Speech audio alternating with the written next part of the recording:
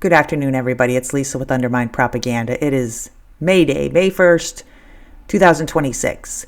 And to begin, let's go ahead and just shout out, I would like to shout out the subscribers. PT0311, appreciate you. David Cordero, appreciate you. Susan Chapman, appreciate you as well. Hank Revs, appreciate you, Hank. And then a brand new subscriber, and I, for the life of me, don't know how to pronounce your name, so please forgive me. It's Eileen or Eileen, Anithnid. It seems to be an Irish name, maybe. Any guidance on that you want to give me? I am open ears. Let me know in the comments. But thank you guys so much. I appreciate it. I am not screaming into the void. I appreciate that.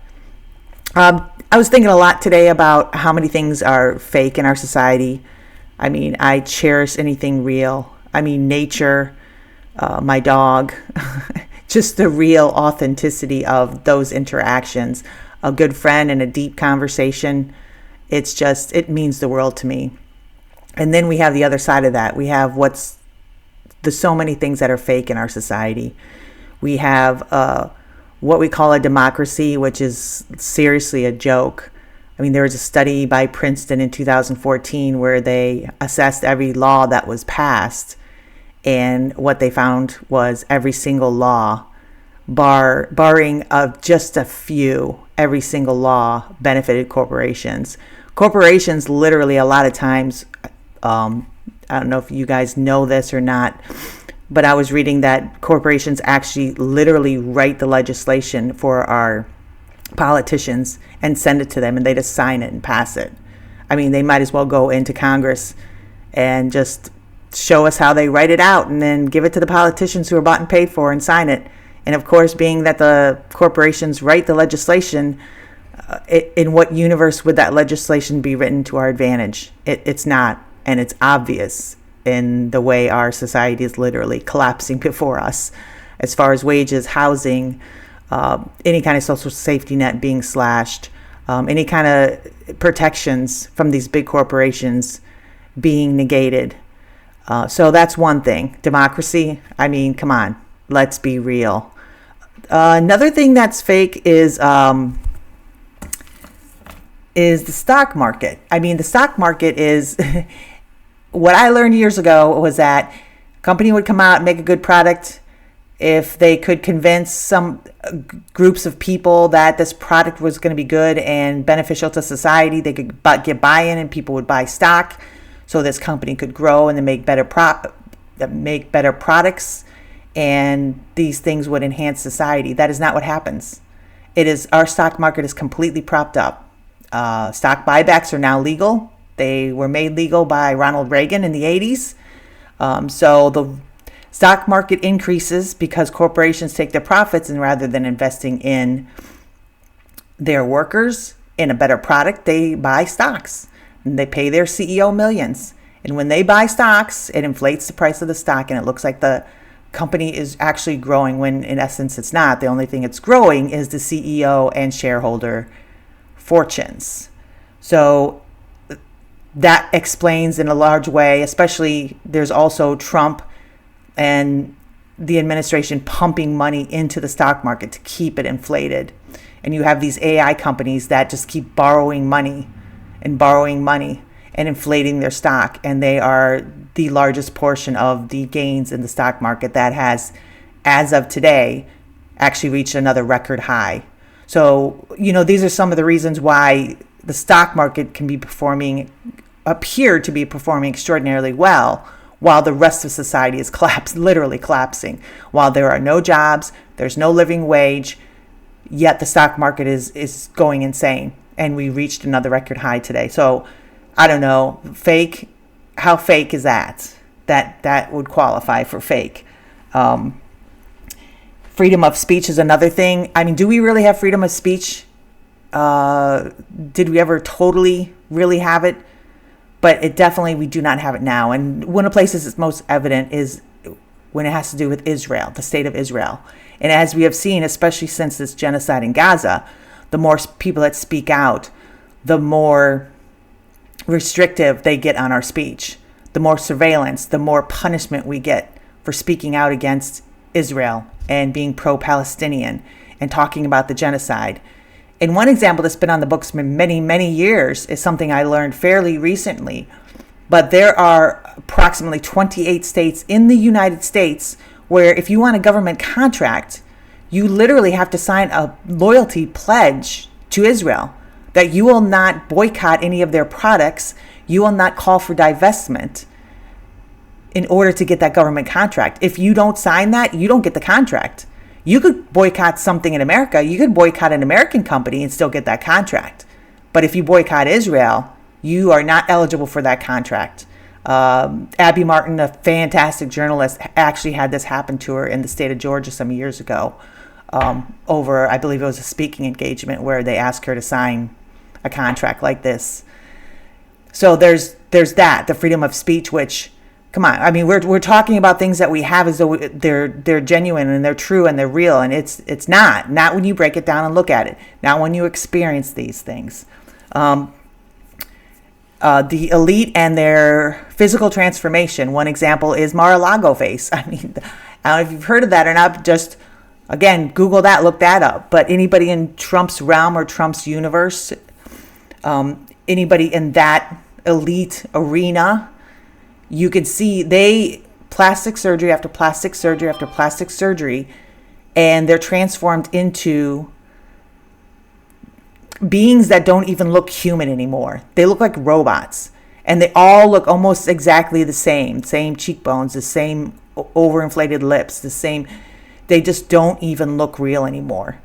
So that was another thing that I was thinking about. But a big thing is this movement, which has always been around to an extent, but it has just blown up in the last several years. So Christian right fascists and the fake Christianity, and the fake Christian fascist grift, and the way these people use religion to try to get out of trouble, to try to grab power, to try to dominate others, to try to destroy others, to try to extract money from people that don't have money in order to buy themselves another jet or buy themselves another expensive car or another house. And one example recently was Russell Brand on Piers Morgan, and this clip went viral, so you may very well have seen it, but it really makes you think. I listened to Russell Brand a lot years ago. He was liberal, he was a professed atheist, he got in these in-depth conversations, spiritual conversations, talked a lot about psychedelics, which I'm very interested in, and so I'd watch his podcast. He even had a book come out about recovery, a 12-step program, because he struggled with addiction. I own that book. I am embarrassed now to say. But a few years back, alleged, but very credible accusations of sexual assault came out. And when that happened, where did he go? To the Christian grift. He then all of a sudden became Christian, and he became righteous. And he just became filled with the light of the Bible. And I mean, he just completely flipped the script. And he's now in court for this. And Piers Morgan had him on. And very interestingly, Piers Morgan asked him what passages in the Bible, what part of the Bible, because he had brought the Bible, he claimed to bring the Bible into court with him to give him strength and guidance in this difficult journey that he has over these sexual assault allegations. So Piers asked him about it. And so Russell starts digging through the Bible to find this inspiration and the passage that gave him strength during the court hearing. And it was one of the most awkward things I have ever seen in my entire life. And it's just such a blatant example of the fake Christian grift. So let's go ahead and take a look at that real quick. Okay, let's listen to the Bible passages that gave the righteous Russell Brand strength against these sexual assault allegations.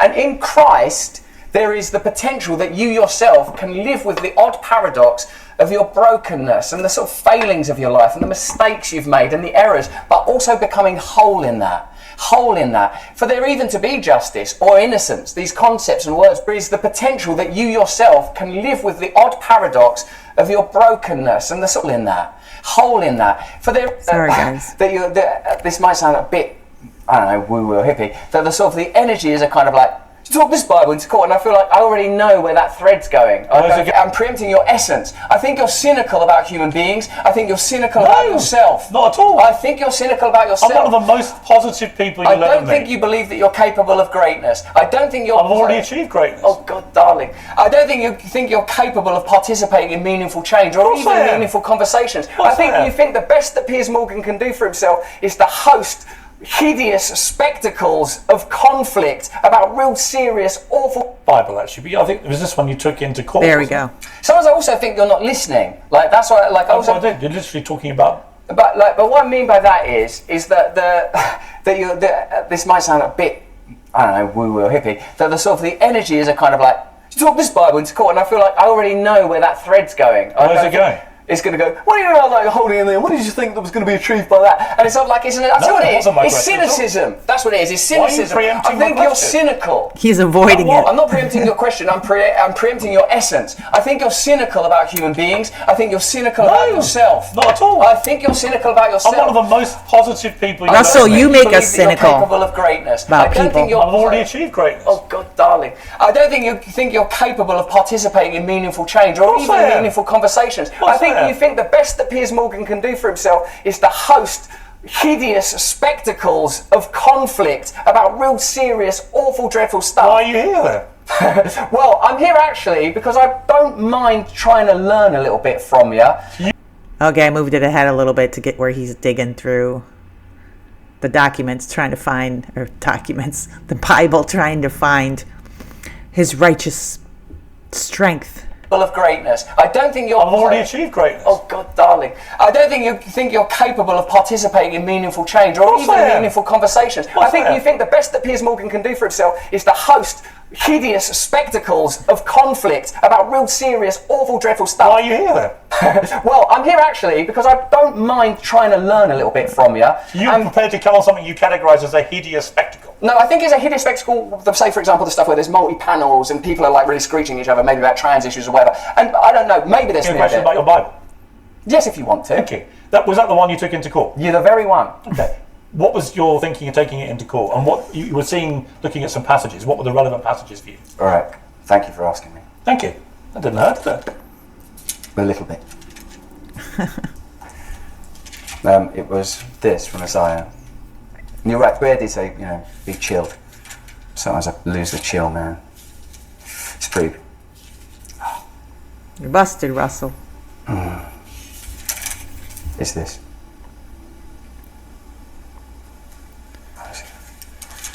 They don't like that, do they, in the old gallery? But remember you just said it's a hired spot. This is from Isaiah.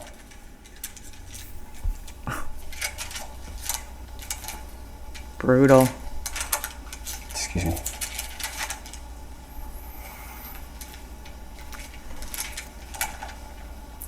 Man, I'm not going to mark it.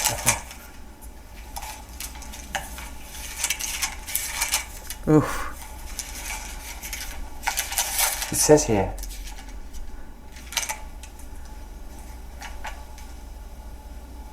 That look to the camera by Piers. But what the verse that I was looking at that day was not this. I can't actually find the verse that I had that day. Come on, Russell. I mean, if you're going to be a grifter, at least be a prepared grifter. I mean, come on. You could have prepared. You could have found. What is that not working? I'm sorry. Anyway, you could have found some passages ready to go. Ready to go. Like these big pastors in these big mega churches. They got everything ready to go. You didn't. I mean, you didn't even prepare your grift right. But he talks about being cynical about humans and humanity. Well, guess what? It's stuff like that. It's just fake bullshit Christianity. From what I learned, which I'm not religious, but from what I learned, the little bit is all these people, these Christian fascists, are the antithesis of what Christianity is supposed to be. They're supposed to help the vulnerable. These Christian fascists attack, and often kill, especially with the policies, the vulnerable. They bomb the vulnerable. They support and literally advocate for genocide for people that are vulnerable. Example, Gaza. Example, Iran. So, this Christian fascist fake grift is just, people are done. They're done.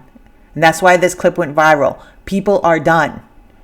And speaking of grift, Christian grift, one of the reasons why Trump got elected in 2016 is he glommed on to the Christian fascist right, and they put him over the top.